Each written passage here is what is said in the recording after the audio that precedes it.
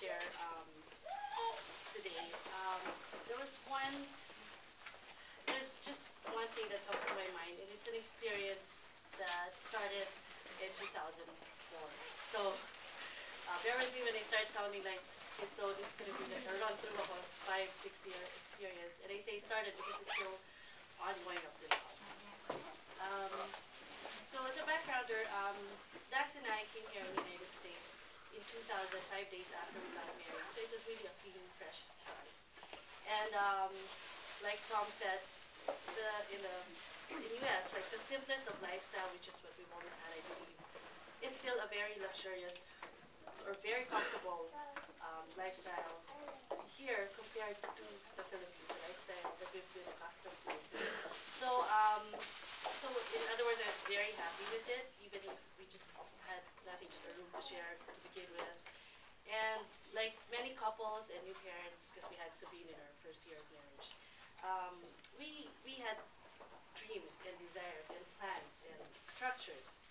And one of which, well, there's a lot. First, which is probably at that time was the green card, the stability, the security, and at that time we wanted a home of our own. Well, we got it maybe a few years after, and then after a home of our own, a starter home, maybe a better home later, a starter car, and maybe a better car later as we grow as a family. A little bit of travel here and there, those common desires that are not wrong. Or some are even fundamental, like we just wanted safety for our kids, which is what's provided for here, especially I feel where we live in Ann Arbor. It's very secure, very family-oriented, the health of our kids. And then in 2004, Dax heard God in one of his prayer time senses that asking him to go home back to the Philippines. So let's fast forward. And he told God to, if this is you talking to me, please be the one to tell Portia, because she won't believe me and she'll get mad at me. Or if I tell him like, because we were so happy to have gone here and raise our family here. And that was towards the end of 2004. Early 2005, there was an incident that triggered a discernment on my part.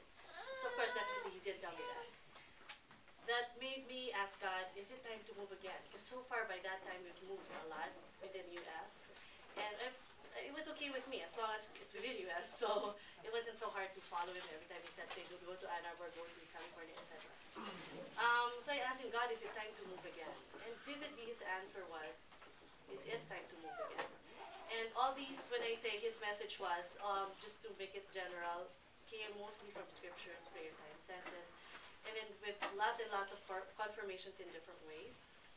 And I've always considered myself as doubting Thomas in my relationship with God, and he's always spoken to me I felt that he was meeting me with speaking my language, like he knows who I am exactly, and he knows how to make me believe and recognize his voice.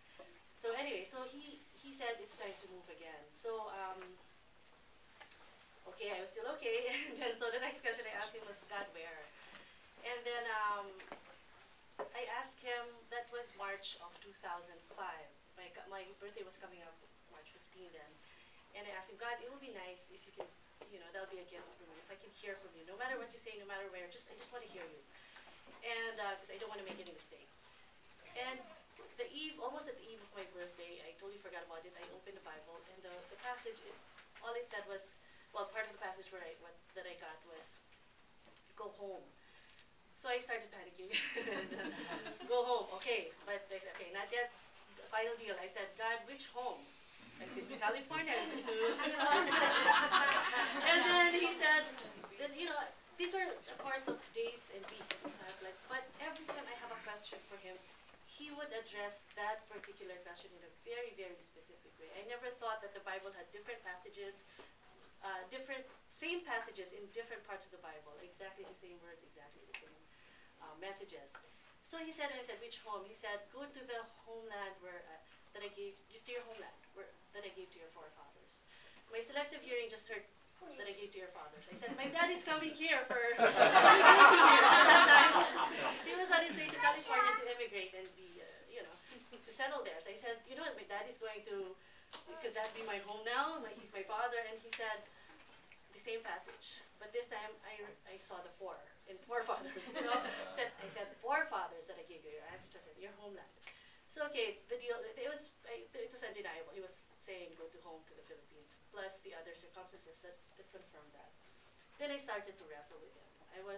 For the first time, I heard a command from him, a will that I did like. It was easy before because like the favorite sins that Father Ella say, it was easy to follow him because I liked them. But this time I really did. I wrestled, I got depressed. And I even tried to run away sometimes. That was March. April, I was asking him, God, please confirm. Confirm until you say something else. But please confirm. Easter is coming up. There's Easter Mass. I want to hear you there. But at the same time, I was so scared because it was so obvious. Come Easter, my daughter Sila got sick. So I was so relieved I don't have to hear him in the church. I probably hid. And I did in my living room, watching with my little girl because she was sick. But of all movies, she chose Prince of Egypt. That's Prince of Egypt, and it's a beautiful movie. And I felt that God found me where I was hiding, like wherever you go, you're always there, that passage, and he was there, he found me. And the Prince of Egypt, I was watching it, and you know, sometimes I've seen it so many times, it's nothing new, but sometimes when God speaks to you at that moment, it just makes the message so alive. And in Prince of Egypt, my take on it was that Moses found out he was an Israelite. So he struggled, he wrestled, he ran away to the desert, but eventually he accepted. And God was asking him to be with his people and free his people from slavery. And he gave up his royalty to do that. And then I was so humbled. I saw it was animation, but you can tell his expression. I could really felt it that he had a hard time.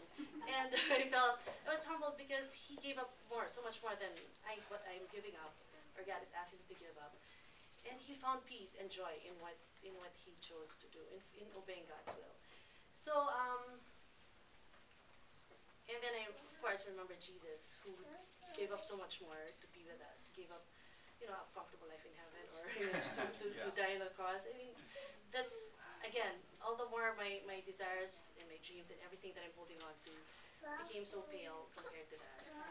And after that, but still, you know what, I was still wrestling. Those were like little help here and there, but they meant a lot for me, the fact that he was talking to me and I know I was hearing him. And then, sorry. And then I asked him, God, what about the kids? They were the only ones I couldn't surrender at that time. Okay, fine, I can give up a comfortable life here, but what about the kids? For those people who don't know how Philippines is, it's a tough country to be in because safety-wise, and you know, it's a impoverished country, so crime rate is high. And at that time, my Dax's brothers and sisters were coming here to immigrate with us. We asked them to come here in Ann Arbor. And you know, they were telling us, you know, it's so bad there, the kidnapping here and there, you know, people kill for cell phones, and this kid got, so it was really terrified. So that was the only thing I couldn't give God, surrender to God. So what are my kids?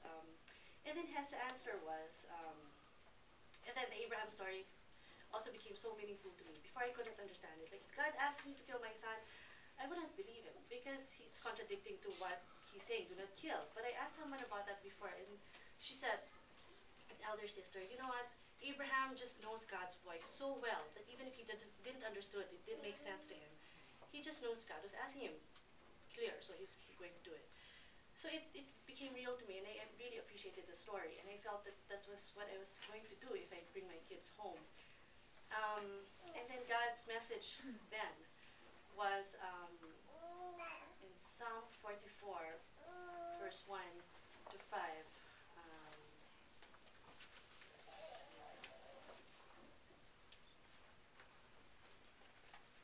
Just a part of it, the passage was, I will pour out my spirit on your offspring, and my blessing on your descendants. They will spring up like grass in a meadow, like poplar trees by flowing streams. One will say, I belong to the Lord. Another will call himself by the name of Jacob.